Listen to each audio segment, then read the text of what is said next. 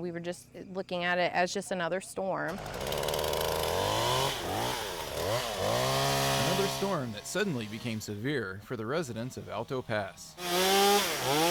Trees knocked down power lines and landed on some homes. We heard a big crash, so I grabbed my son. Tiffany Wilson says she is glad her son stayed up a little later Wednesday night. And the tree landed over my son's bedroom, who is 19 months old, and our bedroom.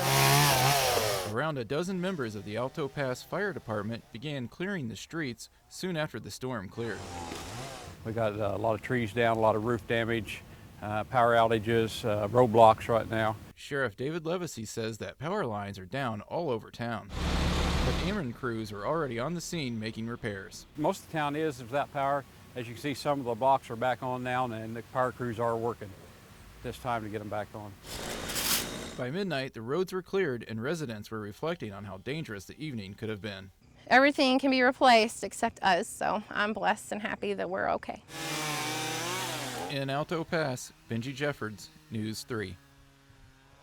Now that summer's here, the orchards covering the rolling hills of Union County are full and green, which means peach season is also here. From this week forward, we should have a plenty good supply. Flam Orchards in Cobden has started harvesting the early Flaming Fury variety and selling them at their market. Thanks. Despite the rough winter. The few that I've eaten so far, I felt like the flavor for early season was fairly well. Flam co-owner Mike Flam says the peaches that are ripe now tend to be a little smaller. Early in the season, you're not going to have great big peaches. They just haven't had time to develop to that stage. And they also take a little more work to eat. The ones right now, when you cut them open, they'll stick to the seed. They don't come off the seed as well as they will a little bit later on this summer. A few miles across the hills at Rendleman Orchard, Wayne Searles hasn't started picking just yet. These 2 rows are the first ones that we're going to harvest. His crops are delayed because of the harsh winter. We got cold here, but we didn't get cold enough to where it killed them all. And Searles says just because the winter's over, the trees are not out of the woods just yet. And not only are they forming their buds, they're also maturing their fruit. So it's kind of a critical time of year in order to have good weather conditions. Later this week, Rendleman Orchards will begin to harvest their early variety peaches. We're going to open this weekend, and we're going to have all our different types of products displays. Letting everyone enjoy sweet, that's a good one, juicy Southern Illinois peaches for most of the summer. The harvest will continue to pick up from now till mid to late August. I thought a house was in the middle of the road. It was a roof that was crumbled up in the middle of the street. City crews worked late into the night, clearing the debris from the roads. All the roads are open. The biggest issue we have as far as traffic is some of the control signals. We're still operating some of those traffic signals on generators and battery backup. We've done an assessment of private property. There's very little significant private property damage. The biggest thing that we're dealing with right now is the roof that came off of our public safety center, the new police department. This is the same pile of debris you just saw being removed from College Street from Tuesday night's storm. However, this is only about half of what blew off the Carbondale Public Safety Center. It looks like about the south quarter of the roof, quarter to a third of the roof has been torn off. Strong winds peeled off part of the roof. The debris crushed a car 50 yards away. The majority of what was bad is just the roof of the new police station, taking out the second level of this house over here and then demolishing that car. Chief of Police Jody O'Gwynn says that the timing couldn't be worse. The police department has waited 40 years to get a new building. We've occupied this building for 2 days. It is disappointing, but we'll definitely get it rebuilt and fixed up and be ready to go soon. In Carbondale, Benjy Jeffords, News 3. When I opened the front door and stepped out, I saw a flame flying probably as high as the treetops over there. As crews battled the house fire in the 600 block of North Victor in Christopher, they realized it was going to be a long fight with some added danger. It's a large house with a basement. We've been working on it for about an hour and a half now. We cannot put out the gas fire. We don't want an explosion from gas buildup. We'll have to let this burn for about another 3 hours.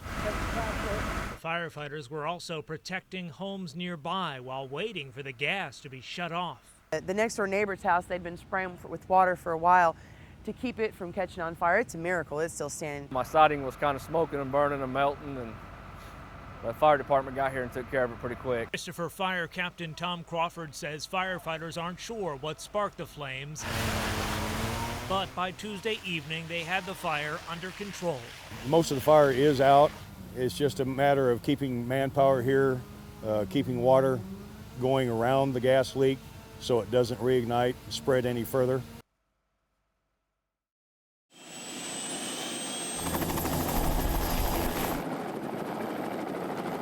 What you see from a windshield in a car is certainly not the same as what's out there as we drove or flew over it in the air. As the manager of the Franklin County Farm Bureau and a farmer himself, Larry Miller knows the damage the drought has done. My goodness, look at this down here.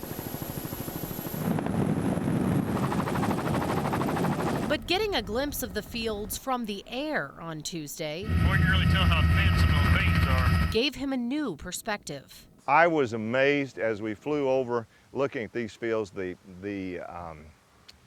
condition toward the center of the field. This year, farmers across the country went from expecting a record corn harvest to seeing their profits dry up before their eyes.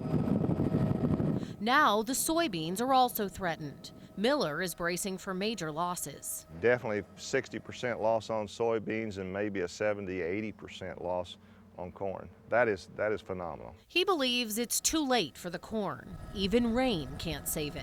That cornfield's, golly, this is amazing. And all farmers can do now is wait. Boy, there's a lot of brown spots. The fate of the bean crop is up to Mother Nature. I've never seen soybeans come up and die, but that's happened this year, the first time I've ever seen that.